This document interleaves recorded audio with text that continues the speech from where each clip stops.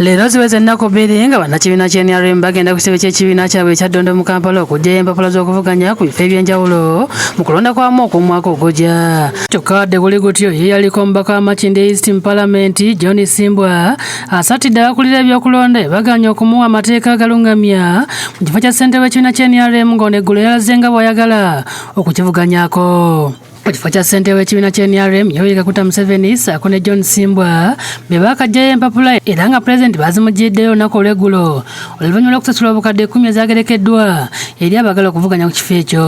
Kyokka Simbwa agamba nti abakulira ebyokulonda batandise okumwetoolooza n'ekigendererwa eky'okumulemesa okuvuganya pulezidenti Museveni.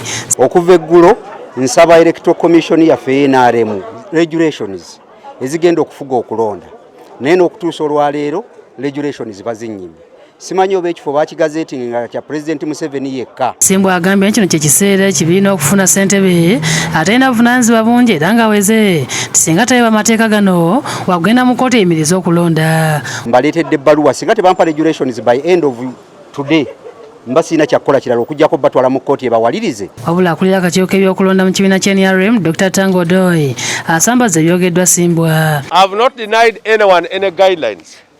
I was correcting a bit of that guideline. I'm going to sign and give it to him. Abajjayo empapula leero kuliko Speaker wa Parliament Rebecca Yatwala Kadaga ng'ayagala ekifo ky'abumyuka wa ssentebe w'ekibiina ekyo owookubiri.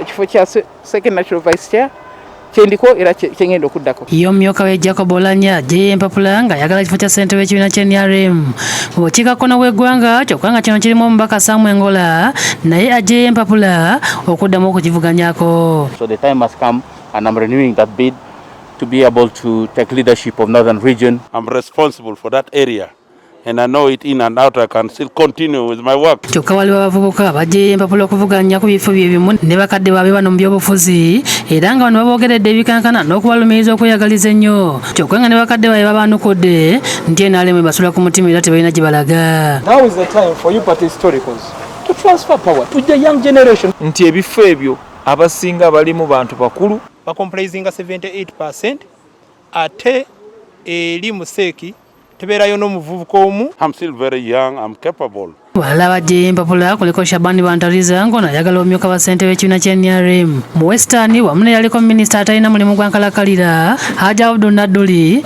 ayagala obwa ssentebe w'ekibiina ky'NRM mu Buganda nga bonna baweze okuvaayo n'obuwanguzi. Busobozi ki obutuleetera okuwangula tusobole kubutegeera tubukozese kakati ekyo nkikoze kuva 85 mpaka kati abasibya ate kintu kino kiri giweni genuine se twakigula buguzi. Balala balabiseeko eri akakiiko minisita w'eby'ettaka Betty Olive Namisango Kamyasa ko ne minisita w'abavubuka Florence Nakyola Kingi bano bategeeza nabo bagenda kuvuganya ku bifo eby'enjawulo. Okubeera nti ntandika enteekateeka zange ez'okwesimbawo ng'omubaka omukyalo wa disitulikiti y'e Bukomansimbi Nsimbi Kadi NRM. Ngenda kwesimbawo okukiikirira constituency eya Rubaga North. Kyokka basekeredde ab'oludda olwabula gavumenti abajja empapula ku kisente kya People Power nga bamanyidde ddala nti si kibiina. Singa ofuna akabi oba akabenje ng'ate okwatiddwa ng'oli mu bisinde mu kifo ky'ekibiina ekyakkirizibwa mu mateeka naawe wenyini obeera omenye mateeka. Olunaku olw'eggulo NRM yafulumizza omuwendo gwa ssente ogulina okusasulwa ku buli kifo omuntu ky'aba ayagala okwesimbako